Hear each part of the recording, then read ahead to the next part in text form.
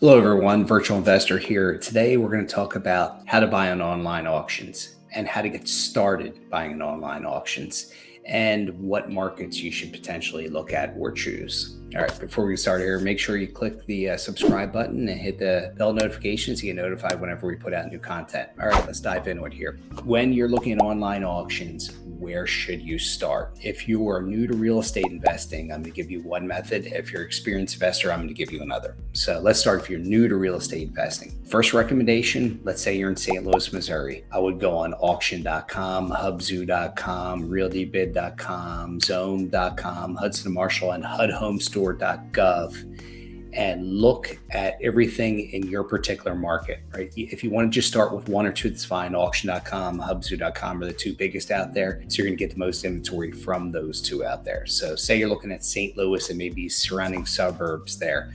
Start with that market, learn how to look at properties, analyze them, come up with the after repair value to comp them, utilize tools like Zillow.com, which helps tremendously. That's all you need. You do not need to go pay for all these different software programs out there to help you. You could do this on a $0 budget. So that's the best way to do it. Now, if you're a seasoned investor, same kind of deal. If you're in a particular market, or let's say you're a seasoned investor that does 100 deals, you deal in Tampa, you deal in Orlando, and you also go to Atlanta, Georgia. And we do have students that do this. And very experienced investors who are doing 100 plus deals per year. And what they'll do is they're just going to use those platforms, pull all the information, all the homes that are for sale in those particular markets, and comp them. They're going to do it again. Comping costs nothing. When you're looking at online auction properties, you have no marketing cost.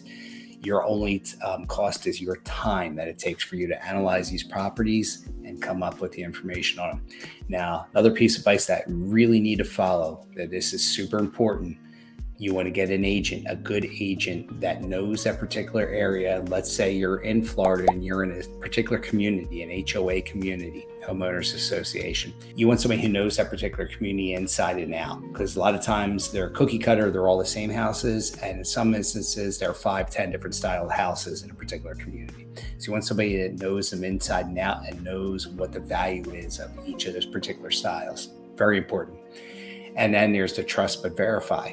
So get their comps, also do comps on your own. Go on Zillow, pull that information off. If you want to use software programs you already prepaid for them, go ahead and utilize those too. But Zillow will give you a lot for comping, that you can really look at that particular neighborhood, narrow it down, look at particular styles of houses, square footage. You get your range of square footage, whether it's a single story or a multi-story. You can really input a lot of data into Zillow to really hone it down on those particular comps you want. A pull home to a no pull home, on water, not on water. Zillow really does offer a lot. Again, it's free, right? And I'm not promoting Zillow because I get paid nothing. They're not a sponsor. I have no sponsors out there.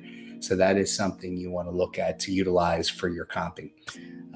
Now, what next? Once you get comfortable with that and you get an agent who's giving you comps and you look at your numbers, you're coming up with your after repair value.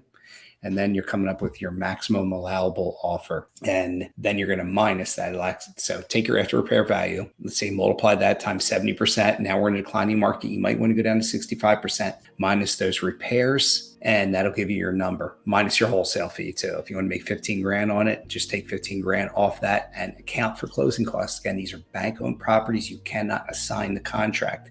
You have to close on them and resell the property. So make sure that you take those numbers into consideration. You got holding costs. Maybe you have a back-to-back closing. You might have transactional funding costs, temporary insurance costs, all these different things. You got to factor those in there, but make sure you get a good agent and that you have good numbers. And if possible, if time allows, because you don't want to do this for a million different properties, but let's say you're looking at one that you really, really like, try to get a contractor in there to give you some idea of what the repairs that are needed on a property to bring it up to resale value, full resale value. And that's going to be all you need. It's as simple as that. If you're experienced or whether you're a newbie, it's the same. You're going to follow these same processes for every single deal. Always stick with the basics. Don't go outside the lines here. Stick with the basics. If it's an HOA community that doesn't have a whole lot of sales, there may be a reason there are not a whole lot of sales here, and you may want to steer clear of that. And that's where talking to a particular agent that's an expert in that area can let you know that information. Do not do this alone. Build a team around you, a team of contractors, a team of really good agents that can really help walk you through the process. All right, guys, hope you got a lot out of this. We'll catch you on the next episode.